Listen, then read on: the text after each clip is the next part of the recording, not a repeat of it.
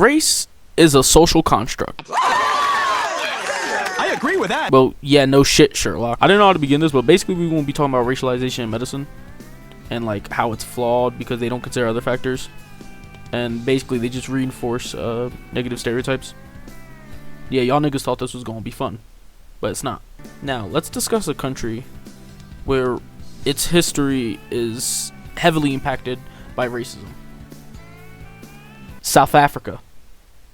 Yeah, I bet y'all niggas thought I was talking about the United States, but no, we're gonna get to them. Now we're gonna be discussing South Africa when it was known as the Union of South Africa, not during the apartheid. So sorry, spitting image, I can't really use many clips from your show. Maybe this one. Which country has shot dead more than 110 children since 1987? South Africa. No, Israel. On January 6th of 1919, a bill was made that basically established a Department of Public Health for the Union of South Africa, which was a bit weird because the Union was very decentralized at the time.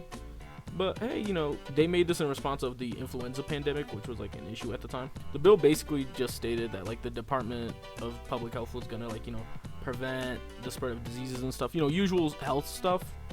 But like, to give you a reminder, the people in power look like this, so it didn't really help black people in the country.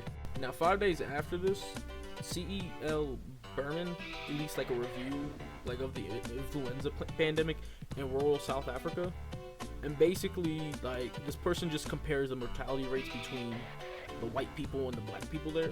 Now the black people had significantly higher mortality rates, and I bet you're wondering why is that. Well, Berman said that the mortality amongst the natives has been due in very many cases to their own methods of treatment, want of food, and inability to cope with the situation, and neglect on their part to carry out instructions when given to them, pneumonia, heart failure, and exhaustion being the chief causes of death.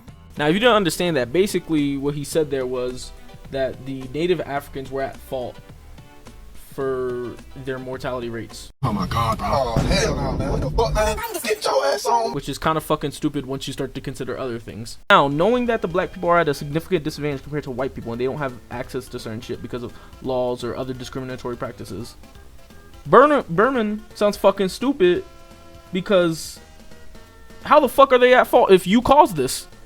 Now, aside from the fact that what Berman said was fucking stupid, his review low-key enforces racial inferiority, but proven by science, if that makes any sense. Like, I feel like he's trying to like portray it like, oh, of course these white people are healthy, it's because they're not black. Like, look at these black people, always negligent of their health, it's their fault, even though we put them at a disadvantage. Like, that's what I'm getting from this. Another thing to also consider the fact is who's conveying this information, because keep in mind, Berman is a medical professional, so your average person, like when hearing this information from them, is just gonna automatically agree and believe them since they don't have the same amount of knowledge on medicine as this person does, even though this person may be wrong. So that's another thing to consider on how these weird racial inferiority complex gets conveyed through this. Now let's go to a more familiar place, the well-known land of America. Fuck yeah! So lick my butt and suck on my balls. Now for this, I decided to check out this book called Race and Medicine in 19th and early 20th century America by Todd L. Savitt, where basically, you know, he discusses how medical practice in the U.S. was heavily like shaped by racism during that time period. We're specifically going to be focusing on chapters 3 to 6, where it discusses the discovery of sickle cell, which, if you don't know what sickle cell is, basically is when your red blood cells are sickle shaped and basically makes you more sensitive to like everyday shit.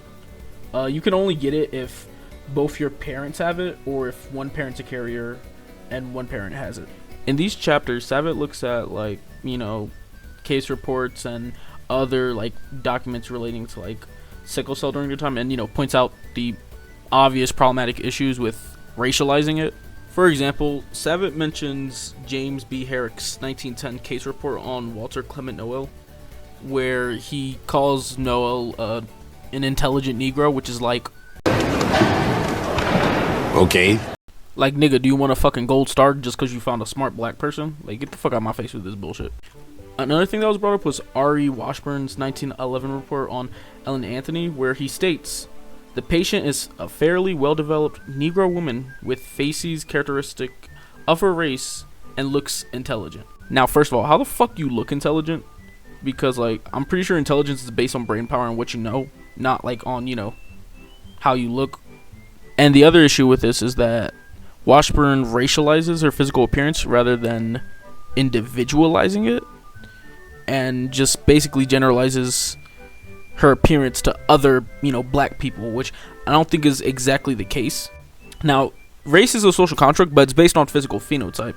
And yes, there are like reoccurring physical traits amongst certain races. However, it's not always accurate. Like, what I mean by this, like, let's look at Adam Sandler.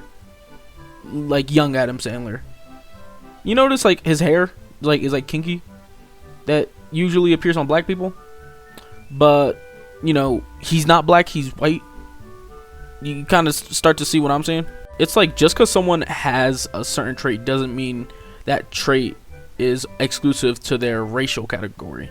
Let's take it back a bit to 1926, where Thomas B. Cooley and Pearlie wrote a sickle cell report, where basically they say that sickle cell is a racial trait rather than just a disease, which again doesn't make any sense. It's, you know, anyone of any race can have sickle cell, and, you know, not all black people have sickle cell, so, you know, it makes no sense.